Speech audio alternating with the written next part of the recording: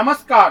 स्थानीय संचारमा नयाँ आयाम समाज रूपान्तरणमा हाम्रो अभियान तपाईँ हेर्दै हुनुहुन्छ स्याङ्जा जिल्लाकै पहिलो टेलिभिजन लक्ष्मी टेलिभिजन। हामीलाई विश्वको जुनसुकै ठाउँबाट पनि www.laxmitv.com लगइन गरेर अर्थात् नेट टिभी एप्सबाट पनि हेर्न अनि सुन्न सक्नुहुनेछ। समाचारमा स्वागत छ। म टिकाराम अधिकारी। नेकपा एमालेको दोस्रो तहका नेताहरू अनौपचारिक छलफलमा जुट्नु भएको छ। ललितपुरको एक होटलमा दुवैतर्फका नेताहरू अनौपचारिक संवादमा बस्नु भएको हो। उहाँहरूले पार्टी एकताका निम्ति सहमति जुटाउन लगातार छलफल गर्दै आउनु भएको छ। अध्यक्ष केपी शर्मा ओलीका तर्फबाट सुभाष नेउमाङ र विष्णुप्रसाद पौडेल लगायत छन् भने वरिष्ठ नेता माधव कुमार नेपालका तर्फबाट सुरेन्द्र पाण्डे, घनश्याम पुसाल, गोकर्ण विष्ट लगायत नेता संवादमा बस्दै आउनु भएको छ, तर सहमति भने जुटेको छैन।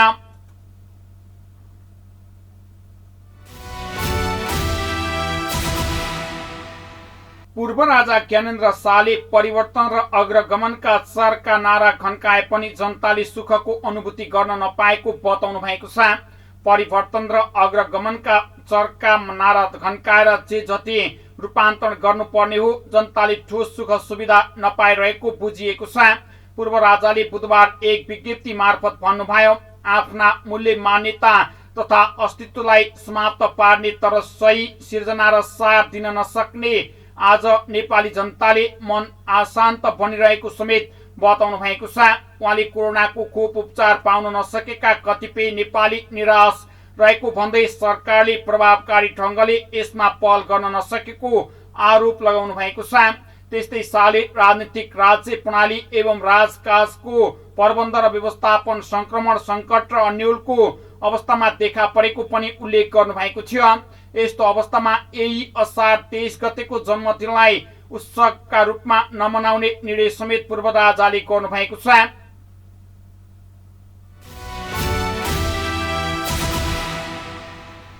प्रधानमन्त्री केपी शर्मा ओलीलाई प्रतिगमनको संज्ञा दिँदै संयुक्त विद्यार्थी संगठनले पुतला दहन गर्नु भएको छ। ओलीले प्रतिगामी कदम चालेको भन्दै विपक्षी 5 दलीय गठबन्धनका भातृ संगठनले संयुक्त रूपमा बुधबार जनकपुर धाममा नगर प्रदर्शन साथै प्रधानमन्त्री ओलीको पुतला दहन गर्नु भएको छ। रेलवे स्टेशनबाट निस्केको संयुक्त विद्यार्थी संगठनले नगर प्रदर्शन गर्दै प्रधानमन्त्री ओली र राष्ट्रपति विद्यादेवी भण्डारी विरुद्ध चर्का नाराबाजी समेत गर्नुभएको थियो। संयुक्त विद्यार्थीहरूले जनकपुर धामको रेलवे स्टेशन हुँदै भानुचोक, शिवचोक, जनक चोकसम्म प्रदर्शन गर्दै कोण सभामा परिणत भई समापन भएको थियो। संयुक्त विद्यार्थी संगठनमा अखिल क्रान्तिकारी धनुषा, माधव नेपाल पक्षधर, अनिरा सब्यू धनुषा, नेवी संघ धनुषा, समाजवादी विद्यार्थी संघ धनुषा लगायत विद्यार्थी संगठनले जनकपुर धाममा प्रदर्शन गर्नुभएको हो।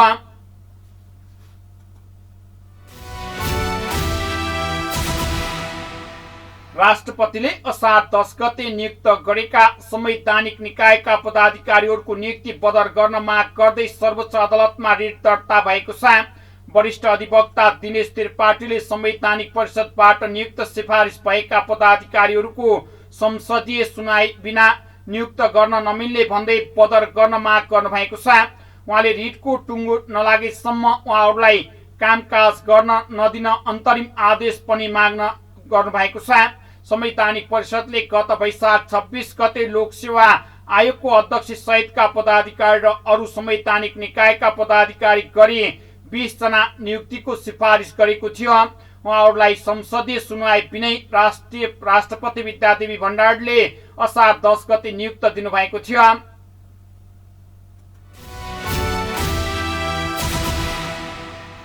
जिल्ला प्रशासन कार्यालय रौतहटले बागमती र लालकैया नदी किनारका बासिन्दाहरूलाई सचेत रहन आग्रह गरेको छ। रौतहटका प्रमुख जिल्लाधिकारी इन्द्रदेव यादवले बागमतीको पानीको सतह उच्च बिन्दुमा पुगेकाले तटीय क्षेत्रका बासिन्दाहरूलाई सतर्क रहन आग्रह गर्नुभएको छ। गैराती परेको मुसलधारे वर्षासँगै बागमती लालाबकैया नदीमा पानीको सतह बढ्दै गएको छ। बागमती र लालाबकैया नदीमा आउँदा पर्सेनी जिल्ला सदरमुकाम गौर लगायतका स्थान डुबानमा पर्ने गरेको छ।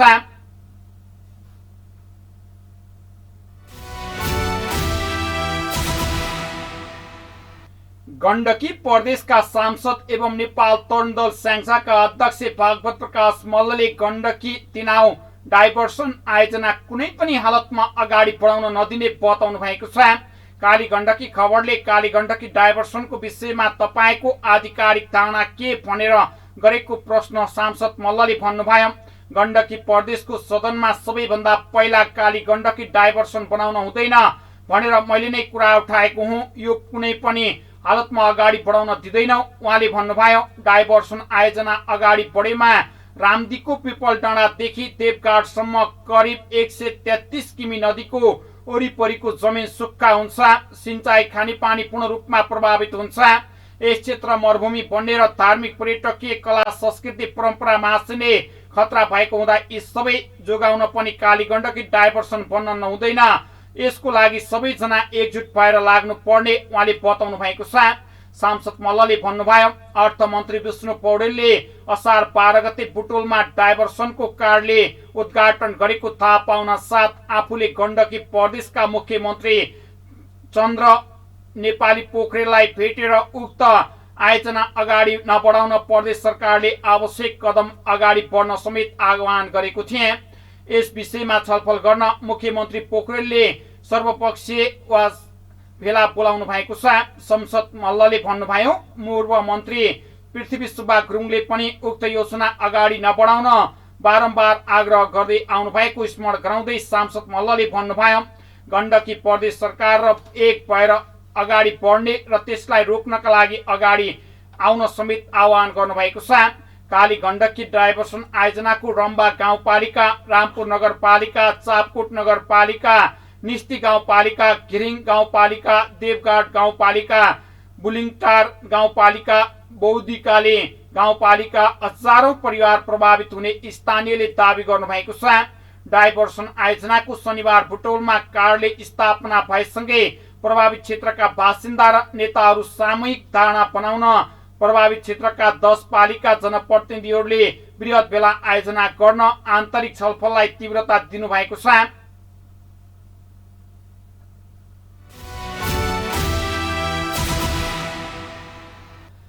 स्याङ्जाको काली गण्डकी गाउँपालिका शिक्षा युवा तथा खेलकुद विकास शाखाको आयोजनामा काली गण्डकी गाउँपालिका भित्रका सामुदायिक विद्यालयहरूका प्रहरूको उपस्थितिमा गाउँपालिका स्तरीय प्र बैठक तथा शैक्षिक अन्तर्क्रिया कार्यक्रम सम्पन्न भएको छ। कार्यक्रमलाई सम्बोधन गर्दै काली गण्डकी गाउँपालिकाका अध्यक्ष खिमबहादुर थापा मगरले काली गण्डकी भित्रका विद्यालयहरू एकै समय र एउटै विधिबाट शिक्षण गराउने गरी कोभिडको प्रभाव कम हुँदै गएको अवस्थामा सबै सामुदायिक विद्यालयहरू एकै प्रकारको शिक्षण विधि लागू गर्ने गरी सञ्चालन गर्ने बताउनु भएको छ। उहाँले भन्नुभयो। नेपाल सरकारले दरबन्दी मिलानको निर्देशन दिएको र काली गण्डकी गाउँपालिकाबाट 24 जना शिक्षकलाई अन्यत्र सरुवा गर्नुपर्ने कुरा बताउनु भएको थियो। सामुदायिक विद्यालयहरूले अब छिट्टै पाठ्य पुस्तक वितरण गर्नुपर्ने काली गण्डकी गाउँपालिकाले निर्माण गरेको वैकल्पिक पाठ्य पुस्तक वितरण अभियानलाई प्रभावकारी बनाएर विद्यार्थीको हातमा पुर्याउने काली गण्डकी गाउँपालिका भित्रका सामुदायिक विद्यालयहरूमा कार्य शिशु सहजकर्ता तथा कर्मचारीको तलब साउन 1 गतेदेखि लागू हुने गरी मासिक 15,000 बनाउने, सबै विद्यालयहरूमा नेट इन्टरनेटको सेवा विस्तार गर्ने, कक्षा 10, 11, 12 को आन्तरिक मूल्याङ्कन शिक्षा शाखासँग समन्वय गरेर वा स्थानीय पाठ्यक्रम कक्षा 1 देखि 8 सम्म लागू गर्ने, कक्षा 6 देखि 12 सम्म छात्राहरूका लागि सेनिटरी प्याड वितरण निरन्तरता दिनुपर्ने लगायतका कुरामा जोड दिनुभएको थियो।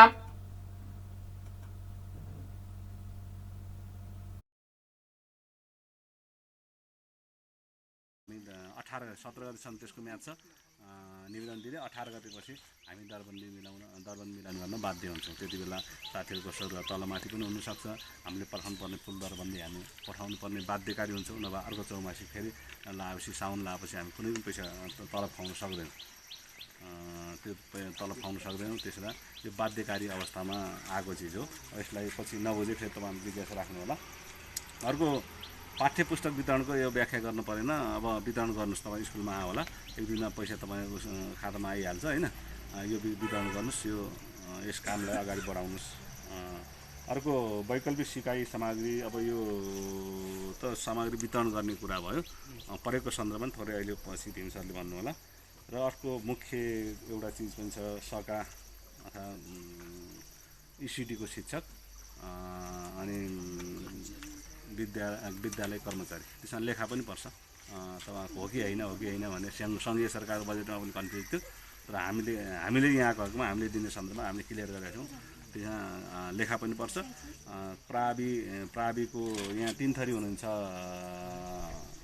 कार्यालय सहयोगीहरू प्रावि निमावि मावि भन्ने छुट्या छ त्यो तिनटैको 15,000 पुग्ने हो त्यो न्यूनतम तिनटैको पुग्ने हो त्यसमा पनि क्लियरै हुनुहोस् त्यसको स्रोतको सबै सुनिश्चित गराएको छौँ त्यो साउन 1 गतेदेखि लागू हुने र सँगसँगै इन्टरनेटको पहुँच हामीले माविमा र 8 क्लास सञ्चालन भएको स्कुलमा त पुर्याइसकेका छौँ र बाँकी रहेको सबै प्राविहरूमा यस वर्ष पुग्नलाई हामी नोटिस पनि हेर्नुभयो होला हामी के अरे सूचना टेन्डर पनि गरिसक्यौँ अब कसले पुर्याउने भनेर होइन हामी टेन्डर आह्वान गरेका छौँ जसलाई टेन्डर पर्छ जसले न्यूनतममा गर्छु भन्छन् त्यो टेन्डर पर्छ त्यसले पुर्याउँछ त्यो तुरुन्तै त्यो कार्यान्वयन सन्दर्भमा हामीलाई पुगेन भने त्यो यहाँ सम्झौता भएपछि उसले समय हुन्छ 1, 2, 3 महिना कति समय हुन्छ त्यो समयभित्र उहाँहरूले पुर्याउनुपर्छ त्यो पुर्याएन भने तपाईँहरूले खबर गराउनु कालीगण्डकी गाउँपालिकाभित्रका सबै विद्यालयहरूमा मन्टेश्वरी कक्षा सञ्चालन गरेर बालबालिकाको शिक्षण सिकाइ क्रियाकलापलाई प्रभावकारी बनाउनुको साथै सङ्घ प्रदेश स्थानीय तहबाट विद्यालयहरूमा सञ्चालन भएका योजनाहरूलाई छिटो छरितो कार्य सम्पन्न गरी भुक्तानी माग गर्न समेत अध्यक्ष थापाले शिक्षकहरूलाई आग्रह गर्नुभएको छ। उहाँले भन्नुभयो 2048-2050 मा स्थायी हुनुभएका शिक्षकहरूका लागि अवकाशमा समेत गोल्डेन ह्यान्डसेक वा प्रोत्साहन सुविधा दिएर अवकाश हुन पाउने व्यवस्था समेत गरिएको र जसले गर्दा शिक्षामा नयाँ शिक्षकको नियुक्ति पाउने र दरबन्दी मिलानमा समेत सहजता हुने कुरामा जोड दिनु भएको छ।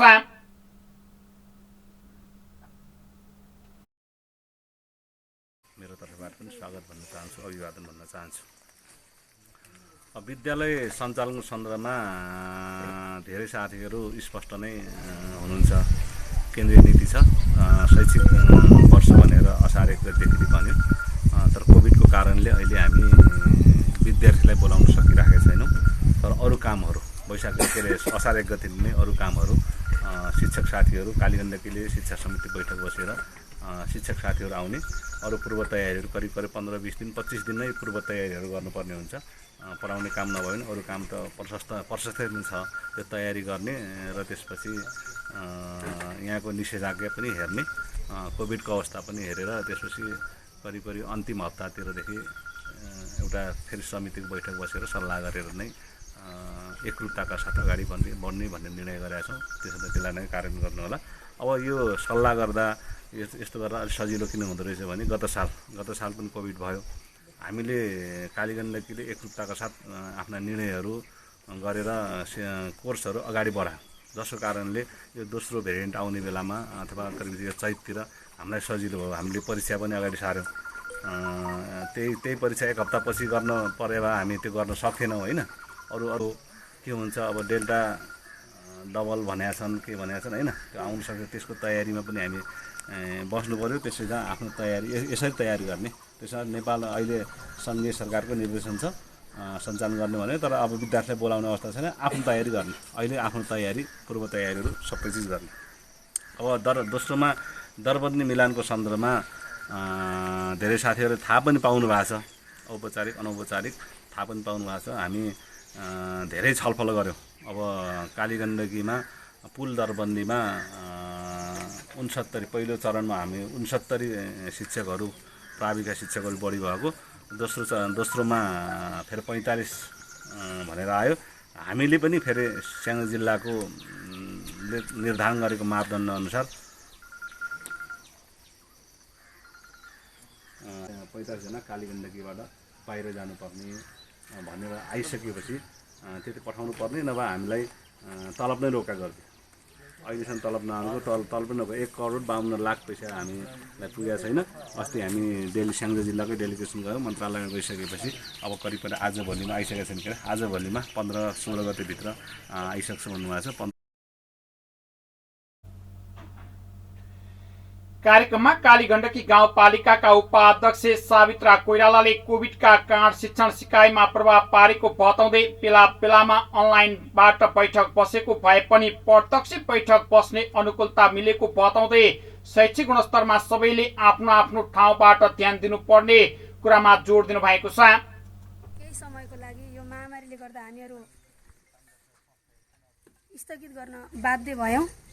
तत्पश्चात अब आर्थिक वर्ष शैक्षिक सत्र सुरु भए लगत्तै असार 1 गतेदेखि विद्यालयहरू खोल्ने भनेर एउटा जुन जानकारी आइसकेपछि र हामी स्थानीय तहले पनि अब कसरी लान सकिन्छ शिक्षालाई वैकल्पिक सिकाइदेखि लिएर हरेक कुरामा अगाडि जानको लागि 1 गतेबाट सुरुवात सायद सरहरूले खोलिसक्नु भएको छ विद्यालय त। तर अब विद्यार्थीहरूको पठन पाठनदेखि लिएर हरेक कुरा विद्यालयलाई अगाडि लानको लागि एउटा छलफल गर्नुपर्ने हुँदा हामीहरू जुमबाट कहिलेकाहीँ छलफल त गरेका थियौँ, तर जुमभन्दा पनि प्रत्यक्ष बसेर छलफल गर्दा राम्रो हुन्छ कि भनेर आज यो छलफल आयोजना गरिएको छ। जुन अब हामीहरू बजेट पनि प्रस्तुत गरिसकेका छौँ। कालीगण्डकी गाउँपालिकाले शिक्षालाई प्राथमिकतामा राखेर शैक्षिक गुणस्तर कसरी कायम गर्न सकिन्छ, कसरी राम्रो गराउन सकिन्छ, यहाँभित्रका विद्यार्थी भाइ बहिनीहरूलाई कसरी राम्रो शिक्षा दिन सकिन्छ भन्ने सन्दर्भमा लिएर बजेट पनि विनियोजित भइसकेको छ। एजेन्डाको बारेमा के अरे बजेट सम्बन्धी धेरै कुराहरू भीम सरले सञ्चालनकै क्रममा गर्नुभएको छ र अब अध्यक्षले आफ्नो प्रश्नमा छलफलमा लानुहुनेछ। मैले धेरै कुराहरू नगरिकन अब विद्यालयलाई सुधार गर्ने पक्ष र यो कोभिडको महामारीमा पनि कसरी अगाडि लान सकिन्छ त त्यो बारेमा एउटा विशेष छलफल हुन्छ र गोल्डन ह्यान्डसेकको बारेमा पनि अब सरहरूबाट र हामीहरूबाट कसरी चाहिँ छलफल गरेर यसलाई पनि कसरी समाधान गर्न सकिन्छ, त्यो पाटोमा जाने कसरी, अथवा विद्यालयभित्र चाहिँ शिक्षक सर म्यामहरूलाई पदस्थापन गर्ने कुरादेखि लिएर हरेक कुराहरू छ, धेरै कुराहरू छ। त्यसैले मैले लामो कुरा कार्यक्रममा कालीगण्डकी गाउँपालिकाका प्रमुख प्रशासकीय अधिकृत दिनेश ग्यावालीले सर्वप्रथम शिक्षालाई ध्यान दिएर प्रभावकारी रूपमा विद्यार्थी अभिभावक र विद्यार्थीको मागमा रहेर शिक्षण गर्नुपर्ने र जसले गर्दा समयानुकूल व्यावहारिक शिक्षा विद्यार्थीले हासिल गर्ने कुरामा जोड दिनु भएको छ। कार्यक्रमको सञ्चालन कालीगण्डकी गाउँपालिका शिक्षा युवा तथा खेलकुद विकास शाखाका संयोजक भीमप्रसाद श्रेष्ठले गर्नुभएको थियो।